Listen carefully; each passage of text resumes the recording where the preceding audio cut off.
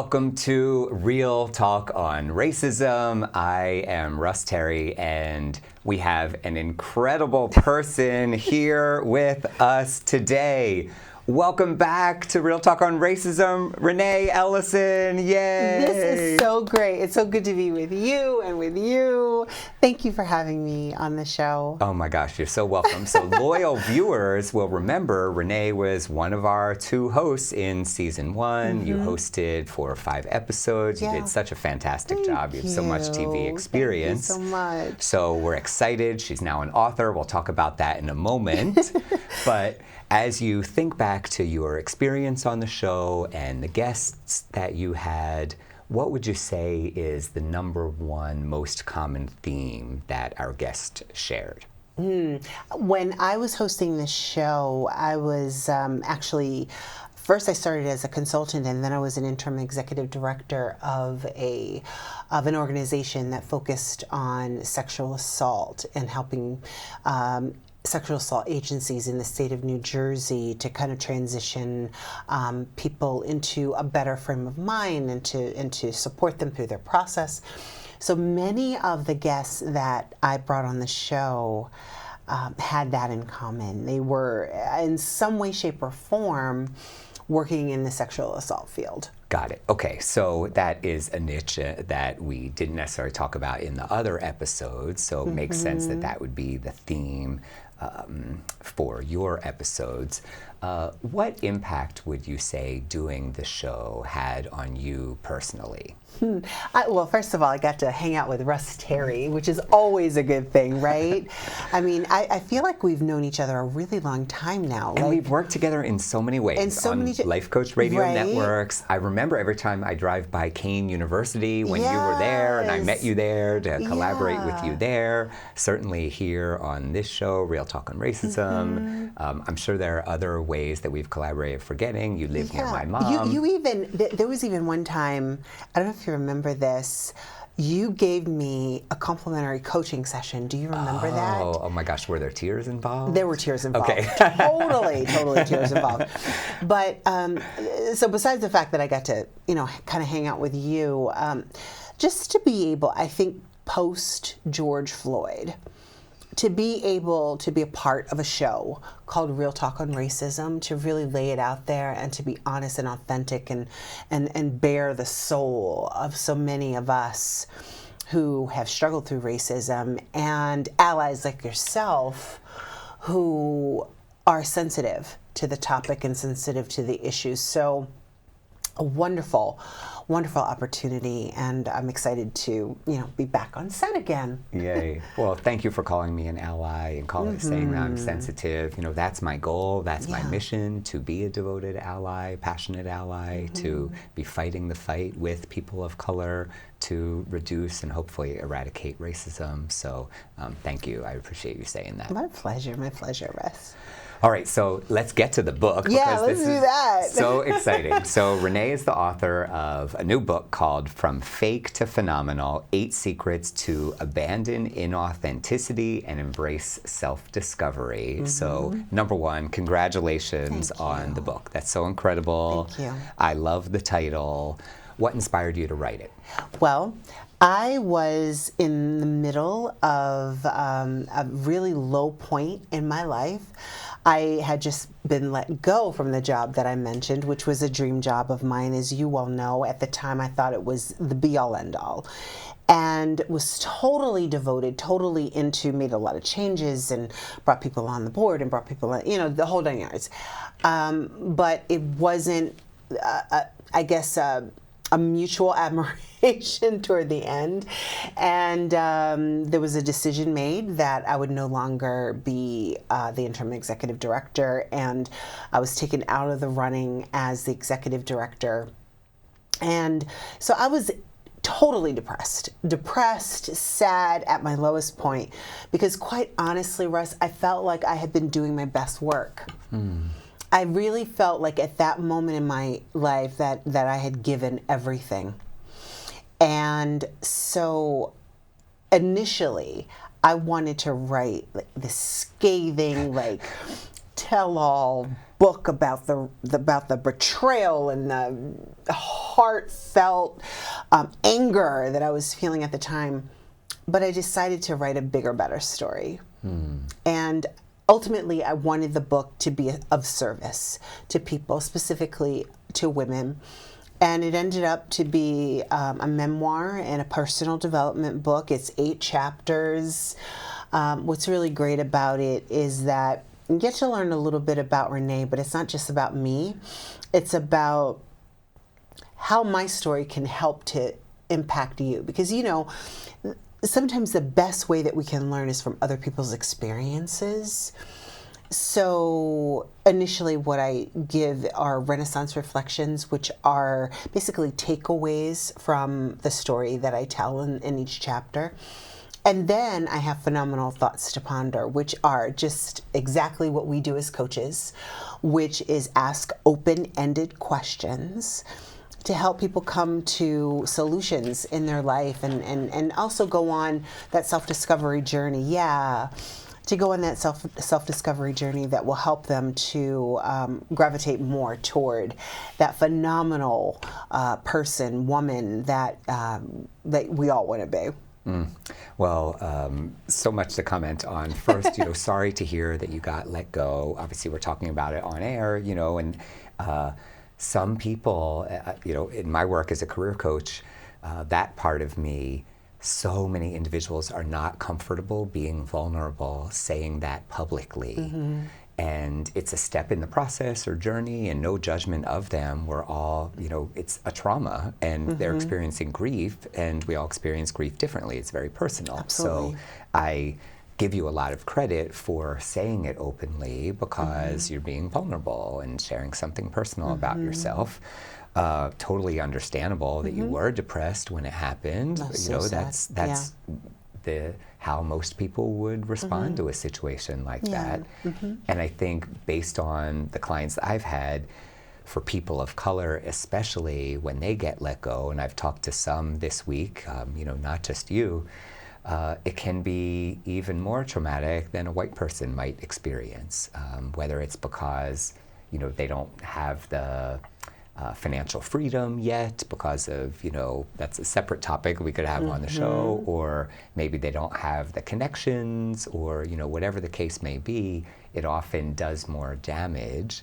Whereas when it happened to me, it happened to me also back in late 2011, early 2012, I think I was in a position that, yes, I wasn't enjoying the experience, but I was like, okay, I'm just going to go for it and do something different. You're ready. And become a coach and motivational speaker, and I did, and never looked back, and wasn't overly traumatized by the situation. But the trauma that you and anybody else, a person of color, a woman of color, anybody experiences is 100% valid.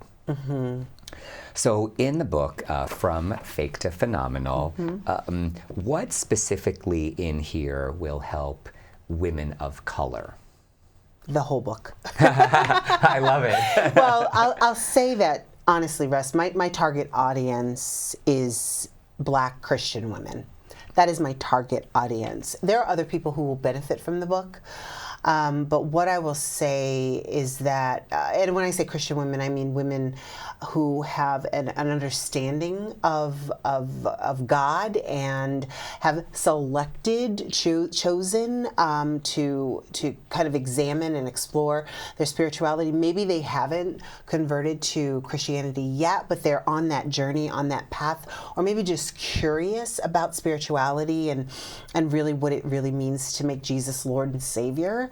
So that is my target audience. But what I will say is that I think anyone who is on an authenticity journey can benefit from this book. And I think it's because sometimes the language is specific to Black women who are on that spirituality journey, but it's also language that's universal in so many ways. For anyone who has ever felt marginalized, for anyone who has ever felt like they need a little guidance, a little direction in life, a little bit more of an introspective look at how they're living their life, I think they'll find the book beneficial.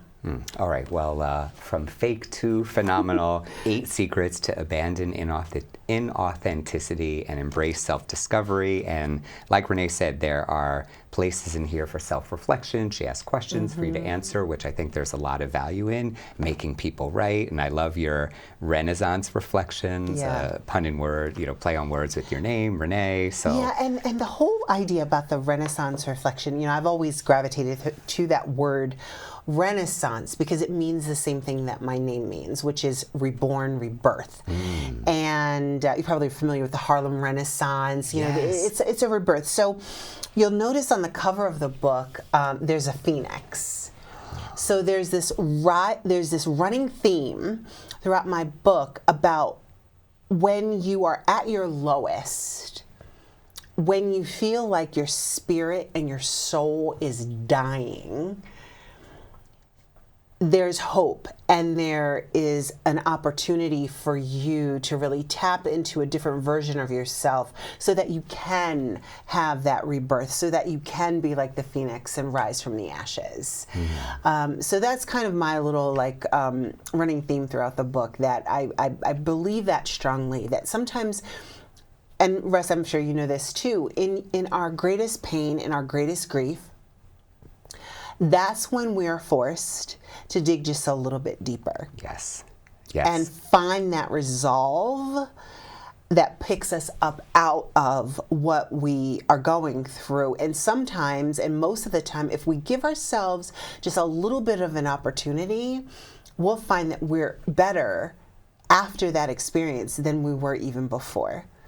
Yeah, because, when we've experienced something really bad, that makes us even more grateful for the good when it happens. And I like that you mentioned at our lowest, trying to still find hope and opportunity. Some of our guests on the show, people of color, said that they were not 100% hopeful that racism will be eradicated here in the U.S. in their lifetime, which is really sad. Yeah, it probably won't. But valid. It probably won't be, Russ. And I think that's something, especially, let me put it this way. I would say, what would it be at? My math is bad. Maybe 6 years ago, before the leadership that came in that kind of shifted the world on its ear, I think there may have been a little more hope. Prior to George Floyd and prior to what's happened over the last several years in our government and in our communities, and I think there was a little more hope. Now what I am starting to see is the importance of cultivating within yourself.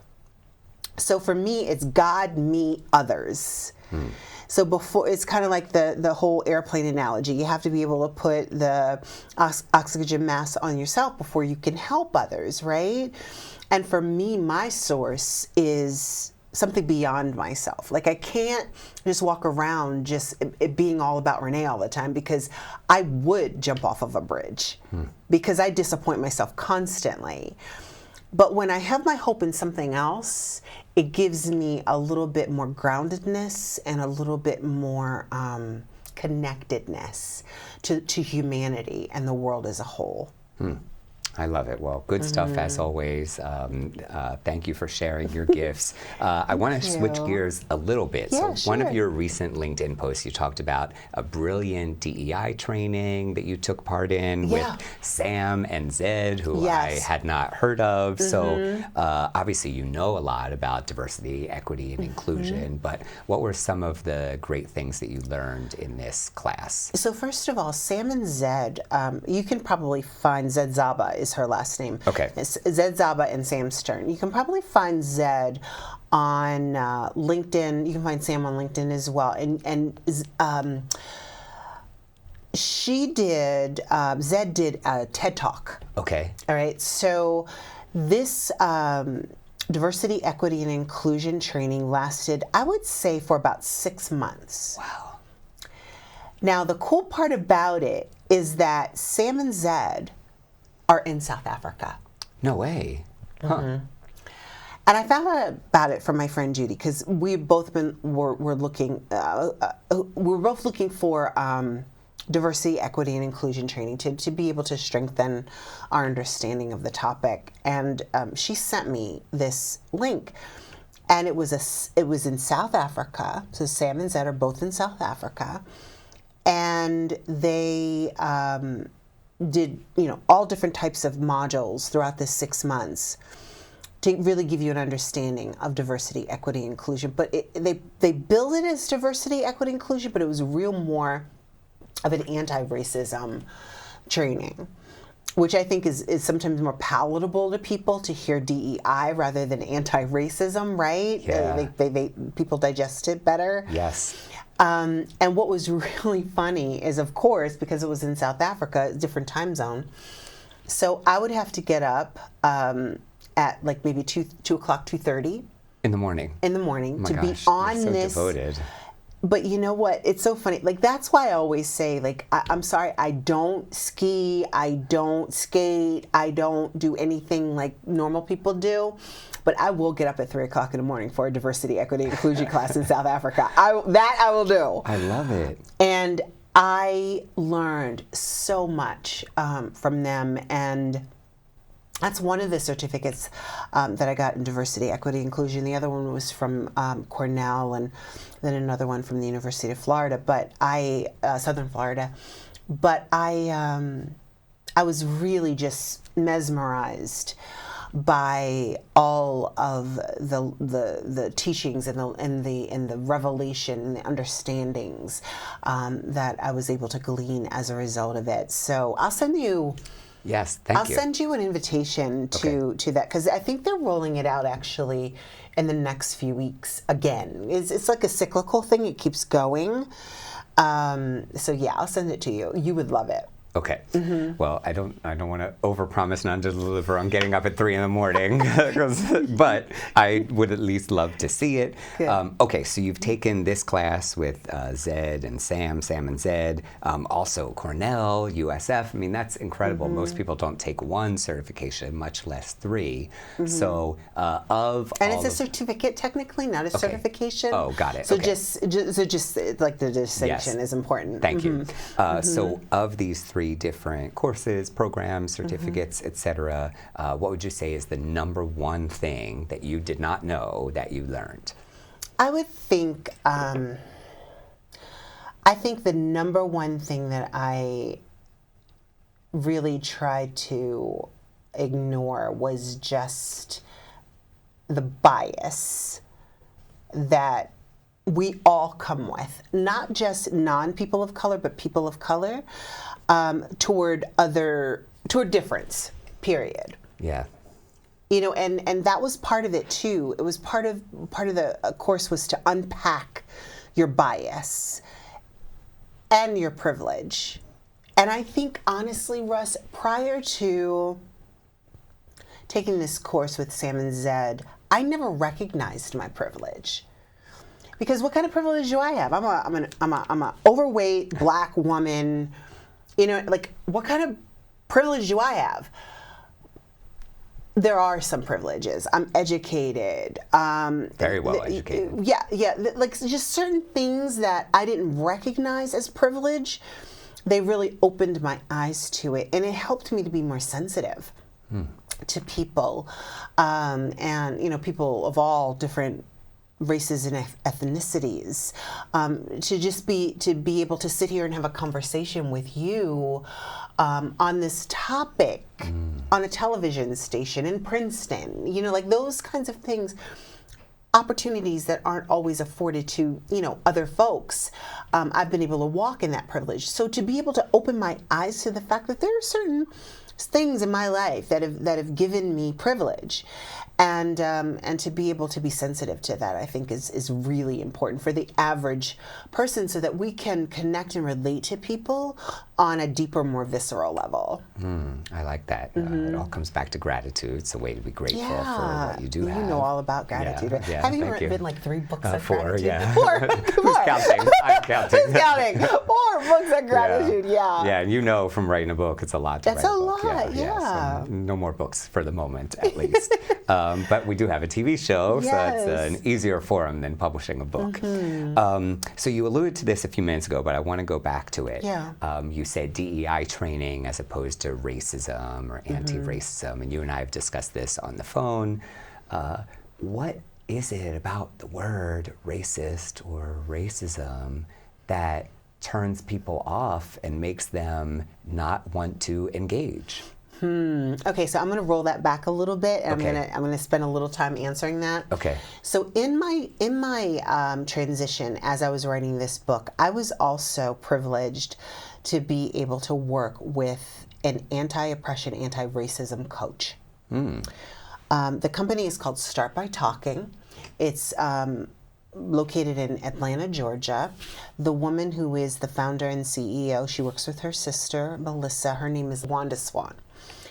And in that 6 months, I recognized that, number one, I was an overachieving Black girl trying to keep up with white men in corporate America, oftentimes being replaced by them. And on several different occasions throughout my career, and that's no accident. I agree, yeah. Right? Also, I realized that I was a Black woman who had been exposed on a very deep level from childhood to white-dominated spaces. And as a result, I had embodied white supremacy culture my entire life as the standard for my life. Thereby, when white supremacy culture failed me, right, I had an identity crisis. I didn't know what to do with myself. Like, I'm doing everything right. You know, I got all the degrees, I got all the experience, I'm working from sunup to sundown, I'm doing everything they tell me to do, and I'm still not winning. I'm still not getting ahead. What's the matter? Must be something wrong with me, right? No, it's not. So in terms of racism, I think what happens with the word racism is that the average person doesn't want to identify with that word. They don't want to recognize that the culture, the environment, the world that we live in is really founded and rooted.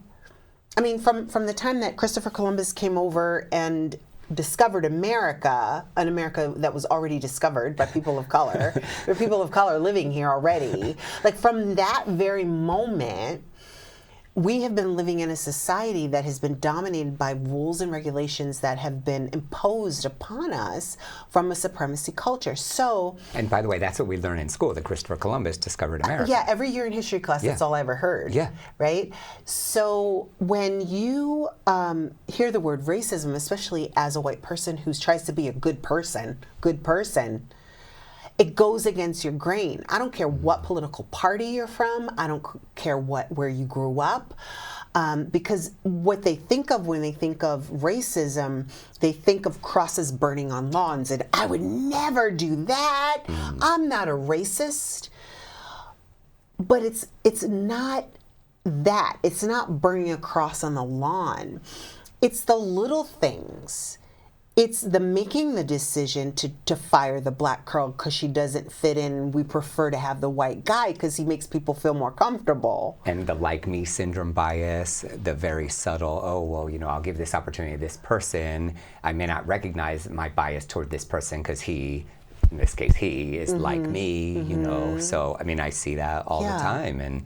And the trauma that goes with, there must be something wrong with me, getting let go. You know, you worked so hard for it, replaced by white men multiple times. I mean, 4 times in my career.